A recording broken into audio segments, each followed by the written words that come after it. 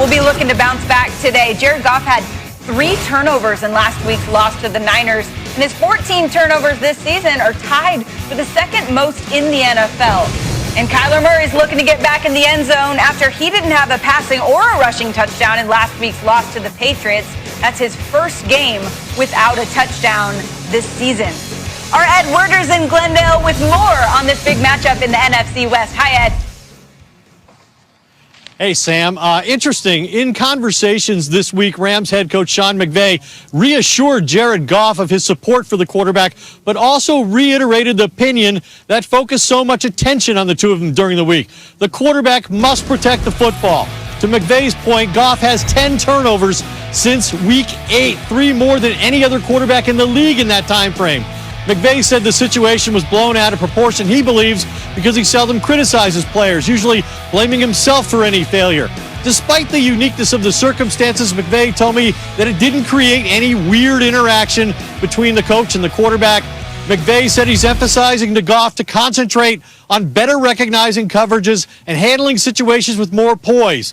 McVay summarized his coaching points to Goff by saying, I really think just in the moment, making good decisions and stacking those good decisions, snap in and snap out. The issue for the Cardinals and Coach Cliff Kingsbury is creating opportunities for Murray to bring his unique running ability into the game.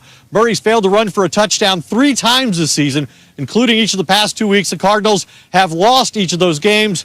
And Sam, Kingsbury apparently doesn't believe a major adjustment is required by the Cardinals, and he expressed confidence that Murray's right shoulder should not inhibit him today, telling me, I feel good about where he's at health-wise. He's had a really good week of practice. I'm excited to watch him play.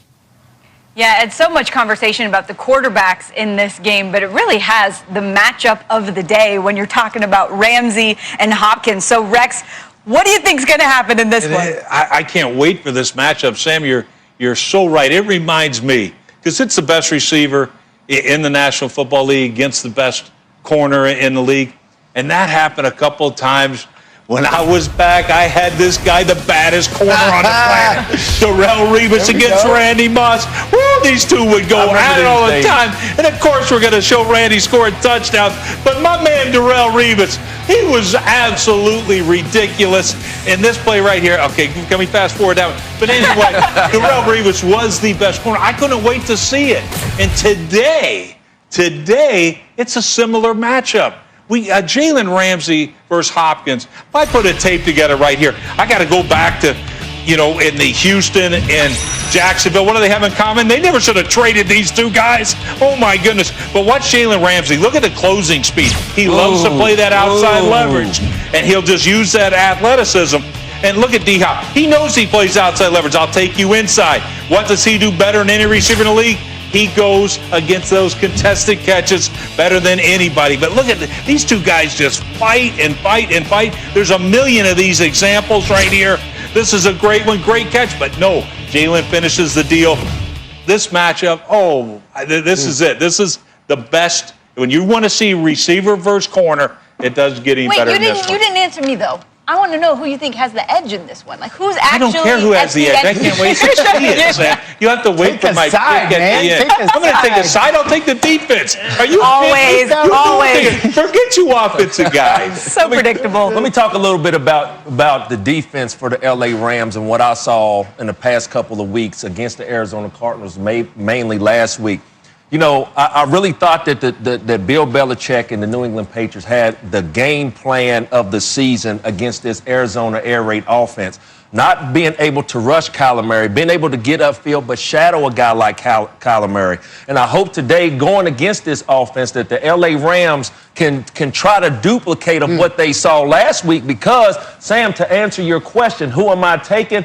I'm going to take the guy on the defensive side because DeAndre Hopkins last week, there was times DeAndre Hopkins was open. Kyler Murray didn't find him because of what? The trees that he had to throw over. So today, looking at this game between the Rams and the Cardinals, I can see a guy like Floyd. I can see a guy like Aaron Donald being able to fluster a guy like Kyler Murray. Why? Off of last week's performance. So Jalen Ramsey, he's able to get very physical at the line of scrimmage, but one wrong miss, and let Kyler Murray put that thing up in the air, it's touchdown. But I really think that it's going to be a tough time for the Arizona Cardinals. They missed Larry Fitzgerald last week. Yeah, that type of identity shift defensively as pass rushers you're talking about, Moss, in terms of, all right, you guys rush up the field and then stop and try to bat down passes. Yeah, I just don't think Aaron Donald's going to buy that philosophy because he's the best in the business and he's going after Kyler Murray. It's just a tough philosophy to sell to an entire defensive line. So what I want to watch is Kyler when he's under that pressure. I think that shoulder could be something. I mean, is his aggressiveness taken out because of,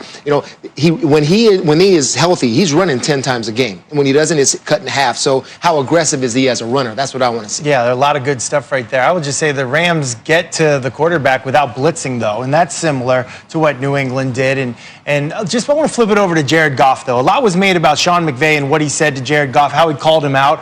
I actually think it's refreshing when you're the franchise quarterback and the elephant's in the room. Everyone knows you're the guy turning. It's not we're turning the ball over. It's I'm turning the ball over. And so I think you appreciate, like if you're a good quarterback, you appreciate when the head coach calls it like it is. Tell the truth. Right. If you're a bad quarterback, maybe not. But, like, if you're a good quarterback, you appreciate that. And I just think Jared Goff is like a lot of these Super Bowl caliber quarterbacks, Tom Brady, Nick Foles, Matt Ryan. If you protect them and everything's right, they're Superman. But if you don't, they look like Clark Kent. And that's no, like, disrespect to him. It's just like it's a do-your-job situation. Hey, if everyone does their job, then I can be Superman. But if you don't, we're not going to recognize it. And that comes into McVay moving the pocket, changing the launch. Yeah, which he didn't do. He didn't do it. I want to call out McVay. It's like, do you get rattled in certain situations? Because Goff only had 4 play-action passing attempts last week. I mean, that's unusual. Very Very too low. So what are you doing? So you want to call out your quarterback because of your bad play calling? I think something about the LA Rams and Sean McVay, they never seem to do well against Shanahan and the 49ers. Like, that's never a good matchup for them. This matchup is a good matchup for them today. I think Jared Goff, Sean McVay, they'll be back to what I want to see more Cooper Kupp, though. I seen it a couple weeks ago, Yes. disappeared last week. I want to see more Only Cooper 2 Kupp. catches, It hasn't 41 just yards. been a good matchup for the Rams against the Cardinals. It's been great. Like I said, Sean McVay hasn't lost to them. Randy, to your point, they still don't have Larry Fitzgerald out there today. And last year, when Kyler played this Rams team, he was sacked 7 times and lost both games. So they got their work cut out for him today. Still to come on Countdown, Taysom Hill faces off with Matt Ryan today. But who will really be the difference maker for the Saints in Atlanta? The answer might surprise you. Rex gets you ready for that one coming up next. Plus, Ryan Tannehill and the first-place Titans in a huge AFC matchup today. But the Browns get back their pass rusher. We have Myles Garrett mic'd up. You know, the Buccaneers. Double team on Philly.